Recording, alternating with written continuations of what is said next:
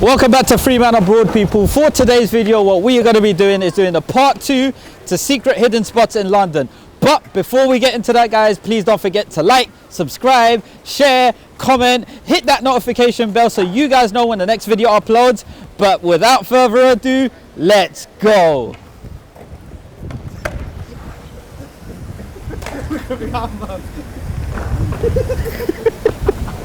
Look at me, I'm fine.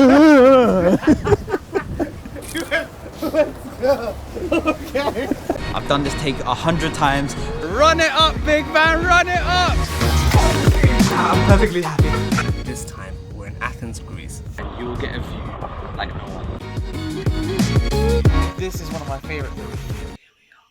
Shak's natural habitat.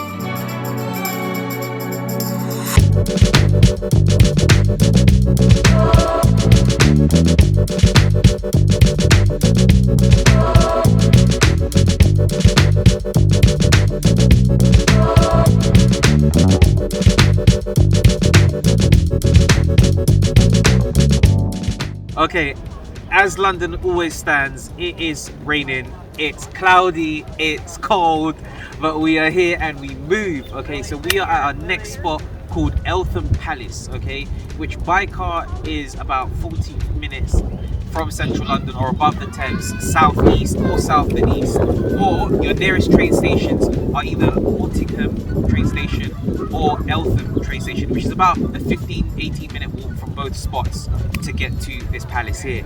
Now, the reason why it's on our hidden gem spot is because of this amazing 19-acre garden which encapsulates this palace. Okay, I mean, I don't know whether to call it artwork or design, but the way the hedges, the flowers, the blossoming trees are just overhanging over the ponds and lakes, and the way you've got these quaint bridges which just smoothly placed, you know, in between these ponds is just, it's a really nice walk, it's a really nice day out. But also to mention the palace, man, I mean, for the pictures I've seen, the medieval Great Hall inside and the 1930s Art Deco is actually, I think, award winning. Okay, at the moment they're closed, but they will reopen in the summer, and once everything blossoms, mate, this is not just a great family day out, you know, it's also a great date spot. You know, if there's good sun as well, this is the place to go.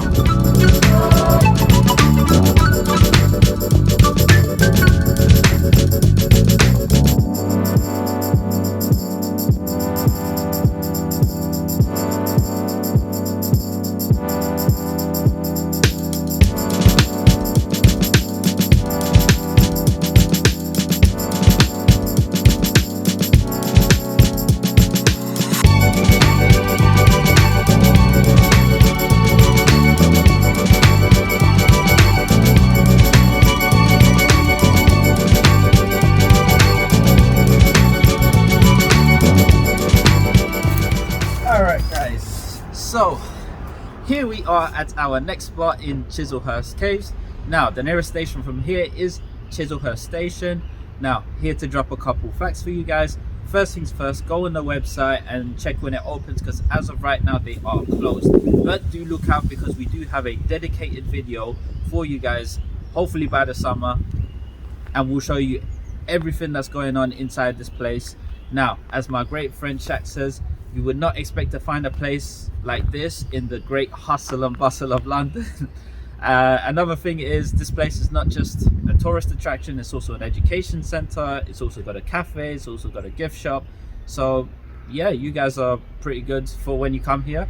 And the last thing about the tour, it's about 45 minutes, but I'm not here to drop all the information. I'll let those guys do their job. But here we are, come check it out.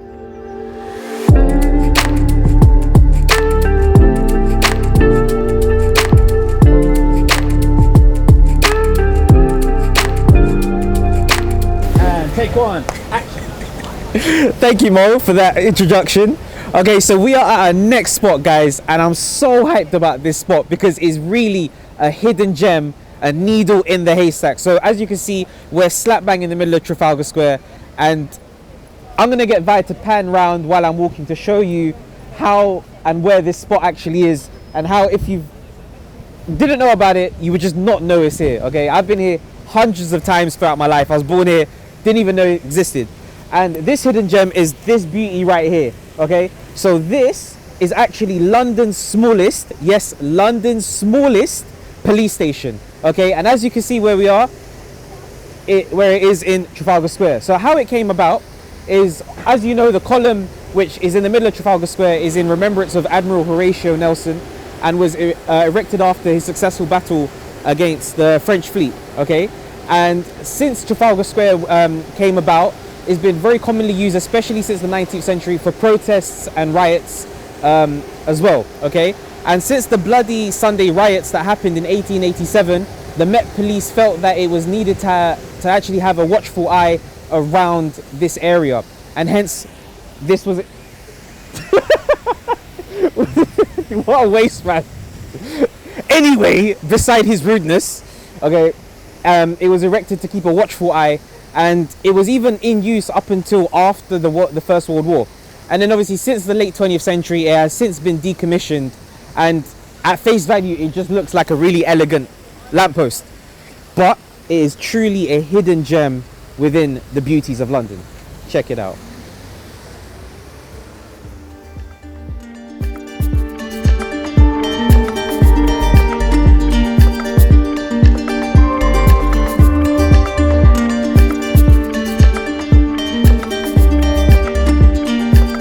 Guys, alright, we're gonna take a deep dive into the mind of J.K. Rowling. Alright, you guys all know, if you've seen a Monopoly video, I'm a massive fan of Harry Potter. Alright, and this is Goodwins Court, also an inspiration for Diagon Alley. Come with me, I'll talk you through it. Let's go.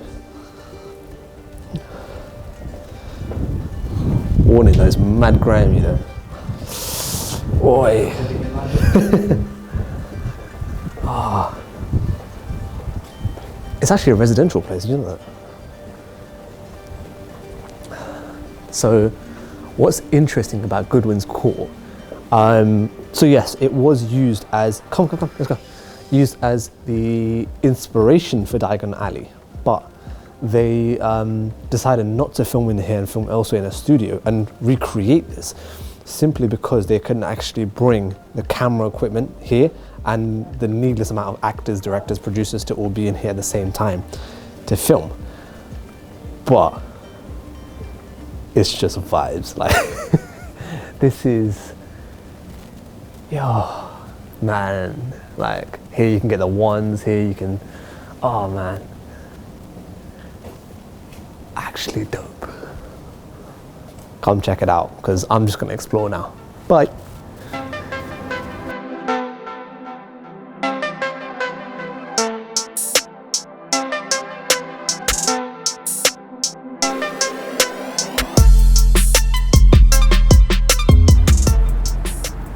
Gotta make sure the door's locked. Right guys, I've just had a cup of tea with the Prime Minister himself. Actually, I'm joking, that's not real. Where I am right now, I'm at 10 Adam Street. This is officially called fake 10 Downing Street. The similarities are very, very close. The only difference is there's no lamp at the top. Now, where I am, I'm based in Strand. I'm just 2-3 minutes away from Charing Cross Station, and this is just a perfect place to come and take a selfie, so people think, yeah, you're at 10 Downing Street. But fun little fact, for tourists, this is a perfect place to, you know, take your little picture, but for TV and film, it's not actually good enough for them. If anything, they have their separate studio place just further around the corner from here, where they actually do films and stuff where they feature 10 Downing Street. But here we are, come check it out.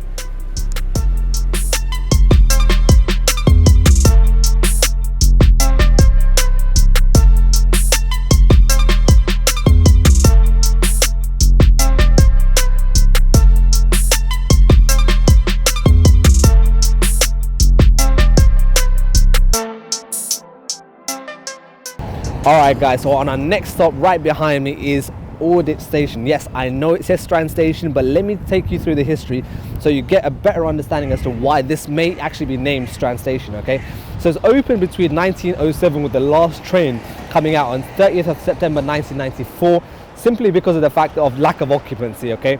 In the peak of it, Per day, it had close to about 460 customers, which may sound like a lot until you hear the fact that in 2018, Victoria Station had close to about 250,000 customers per day, and that's still increasing. All right, so the name confusion comes from the fact that Charing Cross Station was actually renamed as Strand Station. All right, but then in 1974 it was actually changed back to Charing Cross Station. All right, this is called Strand Station because of the fact that it's located on Strand. Okay, also another fact is they actually do tours here for Aldwych/Strand Station. All right, not as of right now, but in a couple months time the TfL will open this up to about a tour, plus about an hour to an hour and a half to learn about the rich history of the underground station. So come check it out. Take 6, action. That concludes, guys, part 1 and part 2 of our hidden gems video. Okay, we hope you enjoyed it. We've shown you the best and the most hidden gems that London has to offer. As usual, don't forget to like, subscribe, share, hit the notification bell so you know when the next one of our bangers is popping out. Until then, 3 Man Abroad out, and peace.